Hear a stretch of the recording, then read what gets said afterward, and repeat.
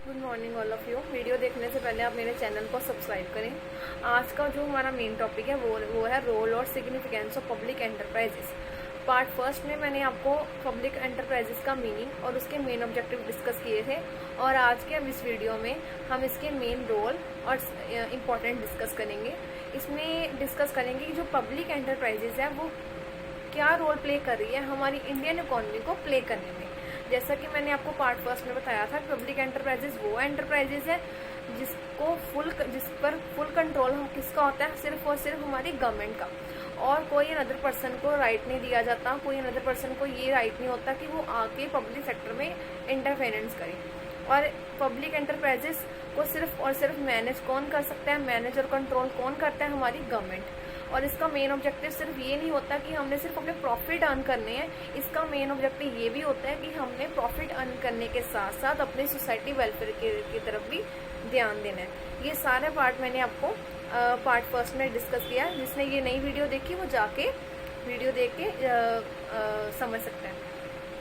तो आज हम डिस्कस करेंगे कि हमारी पब्लिक सेक्टर क्या इंपॉर्टेंट रोल प्ले कर रही है हमारी इंडियन इकोनॉमी को डेवलप करने के लिए। इसके 7 पॉइंट्स हैं। सबसे पहले हम पॉइंट डिस्कस करेंगे, पॉइंट्स बताऊंगी मैं आपको, आप ये 7 पॉइंट नोट कर लीजिए, और देन हम 1 बाय 1 ये पॉइंट को डिस्कस करेंगे। Let's start. हमारे पास फर्स्ट पॉइंट पे आ रहा है capital formation. Capital formation. Second point contribution in gross domestic product, जिसको शॉर्ट फॉर्म में जीडीपी बोलते हैं। Contribution in gross domestic product. Third point हमारे पास आ रहा है basic industry. Third point basic industry.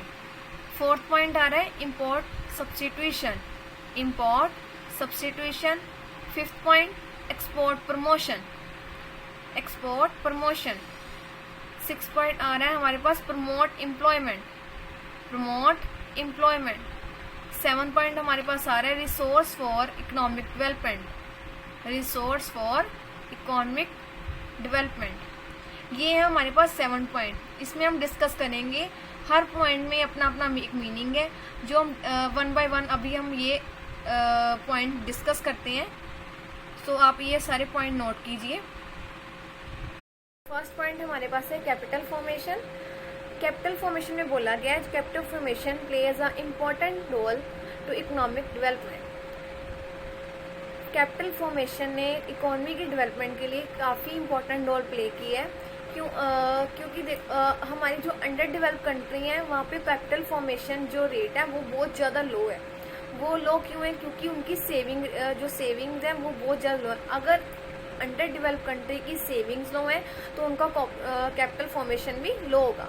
तो गवर्नमेंट ने इसको इम्प्रूव करने के लिए क्या किया था, क्या कर रही है, वो अंडर डेवलप कंट्रीज में, अंडर डेवलप एरियाज में इंडस्ट्री सेटअप कर रही है, जिससे वो अपने आप उतना प्रोडक्शन हो और वो प्रोडक्शन करके सेल करके कुछ पार्ट सेव कर सके, और अगर उनका कुछ पार्ट सेव होगा देन वो अपनी कैपिटल फॉर्मेशन भी इंक्रीज कर पाएंगे। तो कैपिटल फॉर्मेशन ने काफ़ी इंपॉर्टेंट रोल प्ले किया है हमारी इंडियन इकोनॉमी को डेवलप करने के लिए। सेकेंड पॉइंट हमारे पास आ रहा है contribution in GDP. Contribution in gross domestic product.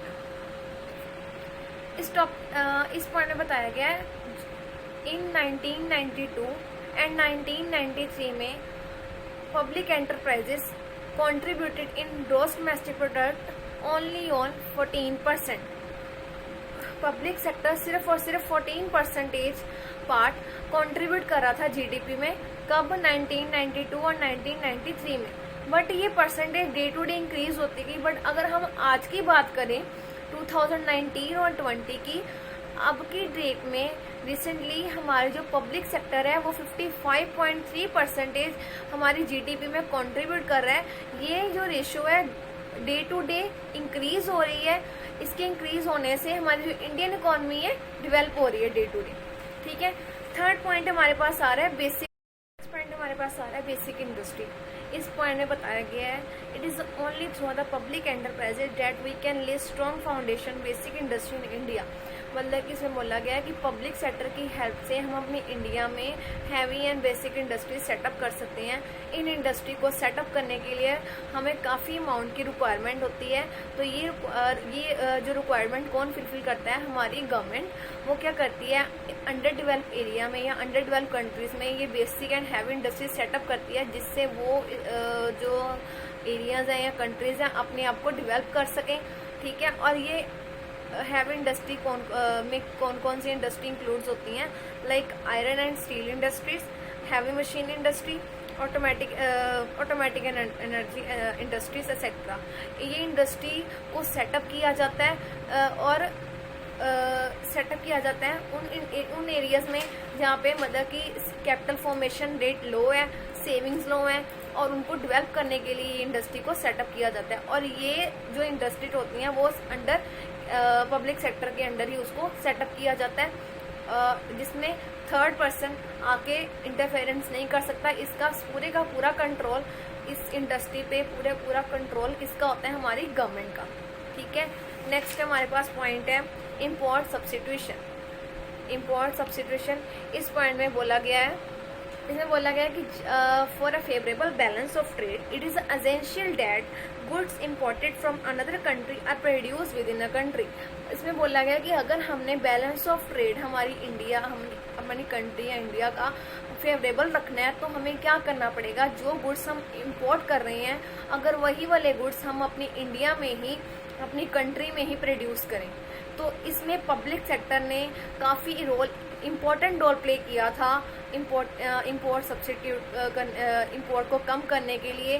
उसने क्या, इस सेक्टर ने क्या किया था, वो गुड प्रोड्यूस करने शुरू कर दिए थे जो कि हम इंपोर्ट कर रहे थे, like various type of medicines, machines, watches, railway equipment, ये सारे प्रोडक्ट इंपोर्ट होते थे। तो गवर्नमेंट ने बोला था कि क्यों ना हम ये प्रोडक्ट जो इंपोर्ट कर रहे हैं, क्यों ना हम अपनी ही कंट्री में प्रोड्यूस करें, जिससे हमारा इंपोर्ट कम होगा और हमारा बैलेंस ऑफ ट्रेड फेवरेबल हो जाएगा। और ये इस स्टेप ने, इसमें गवर्नमेंट ने काफ़ी हमारी हेल्प की थी हमारी इंपोर्ट को कम करने के लिए, जिससे हमारी इकोनॉमी काफ़ी ज़्यादा डेवलप हुई थी। ठीक है, नेक्स्ट पॉइंट हमारे पास है एक्सपोर्ट प्रमोशन। एक्सपोर्ट प्रमोशन, अब ये देखो, ये हमें पॉइंट से ही शो हो रहा है, हमें एक्सप्लेन हो रहा है कि गवर्नमेंट ने इंपोर्ट को कम कर दिया, और उनका मेन मोटिव क्या था, हमने एक्सपोर्ट को बढ़ाना था, एक्सपोर्ट की प्रमोशन करनी थी। जो गुड्स हम बाहर से मंगवा रहे थे अपनी कंट्री में, हमने वही वाले प्रोडक्ट अपनी ही कंट्री में प्रोड्यूस करने शुरू कर दिए थे। क्योंकि हमें अपने बैलेंस ऑफ ट्रेड को फेवरेबल रखना था। तो इंपोर्ट कम कर दिए थे गवर्नमेंट ने, तो गवर्नमेंट ने क्या किया था, एक्सपोर्ट को प्रमोट किया था कि जो गुड्स बाहर जा रहे हैं हम उसको इतना अच्छी क्वालिटी में बनाएं कि जो उसको हम अनदर कंट्री में सेल कर सकें। और ये एक्सपोर्ट को प्रमोट करने के लिए हमारे पब्लिक सेक्टर ने काफ़ी मेन रोल प्ले किया था, इम्पोर्टेंट रोल प्ले किया था हमारी एक्सपोर्ट को प्रमोट करने के लिए। क्योंकि अगर हम हमारी एक्सपोर्ट ज़्यादा होगी और इंपोर्ट कम होगी, तो हमारी economy, Indian economy day to day develop होगी। तो हम देखते हैं अभी गवर्नमेंट ने कैसे हमारा मतलब जो एक्सपोर्ट पर कैसे प्रमोट किया। Public sector in India has promoted export of the country. Public sector export consists of railway engines, steels, machinery, etc. मतलब पब्लिक सेक्टर ने किन किन प्रोडक्ट का एक्सपोर्ट ज़्यादा किया था, रेलवे इंजन्स का, स्टील्स का, मशीनरी का। ठीक है, और ये एक्सपोर्ट प्रमोट करने के लिए किन किन 2 कंपनीज ने गवर्नमेंट की हेल्प की थी, state trading corporation company and minerals metals trading corporation company. ये 2 कंपनीज ने काफ़ी वंडरफुल रोल प्ले किया था, काफ़ी अच्छा रोल प्ले किया था हमारी एक्सपोर्ट को प्रमोट करने के लिए। ठीक है, नेक्स्ट पॉइंट हमारे पास आ रहे हैं resource for economic development. Resource for economic development, इस पॉइंट में बोला गया है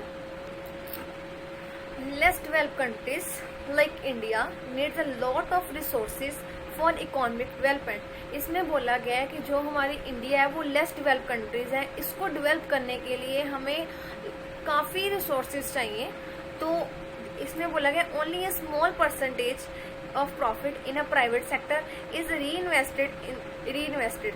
इसमें बोला कि जो जैसे कि देखा जाए जो हमारी प्राइवेट सेक्टर है उनके पास प्रॉफिट ओनली लिमिटेड अमाउंट में होता है, ठीक है। तो कुछ पार्ट वो इन्वेस्ट कर देते हैं और कुछ पार्ट वो अपने शेयर होल्डर्स में डिविडेंड को डिस्ट्रीब्यूट कर देते हैं। देन क्या होता है, उनके पास थोड़ा ही पार्ट बचता है वो अपनी इकोनॉमी को डेवलप कर पाए। बट अगर हम पब्लिक सेक्टर की बात करें, उनके पास काफ़ी लार्ज पार्ट में प्रॉफिट होता है जिसको वो अपनी इकोनॉमी को डेवलप करने में हेल्पफुल होते हैं। वो क्या करते हैं कि हर एरिया में या हर कंट्री में, अलग अलग कंट्रीज में, हर अलग अलग एरियाज में अपनी फैक्ट्री या इंडस्ट्री सेटअप करते हैं कि जिससे जो हमारी कंट्री है ज़्यादा से ज़्यादा डेवलप कर पाए। और पब्लिक सेक्टर ने बहुत ज़्यादा इम्पोर्टेंट रोल प्ले किया था हमारी इंडियन इकोनॉमी को डेवलप करवाने में, ठीक है। नेक्स्ट पॉइंट हमारे पास आ रहा है प्रमोट एम्प्लॉयमेंट। इस पॉइंट में बोला गया the public enterprises generating more and more employment opportunity. Public sector ने एम्प्लॉयमेंट लोगों को एम्प्लॉयमेंट बहुत ज़्यादा प्रोवाइड की थी। जो ज़्यादातर लोग थे वो ज़्यादा से ज़्यादा पब्लिक सेक्टर में जॉब करना ज़्यादा प्रेफर करते थे। क्यों? क्योंकि प्राइवेट सेक्टर में जो जॉब सिक्योरिटी थी वो बहुत ज़्यादा लो थी as compare to public enterprises. Public enterprises में जॉब सिक्योरिटी हाई थी और प्राइवेट सेक्टर में जॉब सिक्योरिटी बहुत ही ज़्यादा लो थी। तो जो पीपल थे वो ज़्यादा से ज़्यादा पब्लिक सेक्टर में जॉब करना को ज़्यादा प्रेफर करते थे, ठीक है। अब 2019 और 20 में देखा जाए तो हमारी पॉपुलेशन में 50% पीपल हमारी पब्लिक सेक्टर में काम कर रहे हैं। सो ये थे हमारे importance role and significance of public sector कि हमारी पब्लिक सेक्टर ने कैसे हमारी इंडियन इकोनॉमी को डेवलप करने में हेल्पफुल हुई है। और नेक्स्ट, तो अगर आपको मेरी वीडियो पसंद आई है तो आप मेरी ये वीडियो को लाइक करें, कमेंट्स करें और ज़्यादा से ज़्यादा शेयर करें। Thank you so much.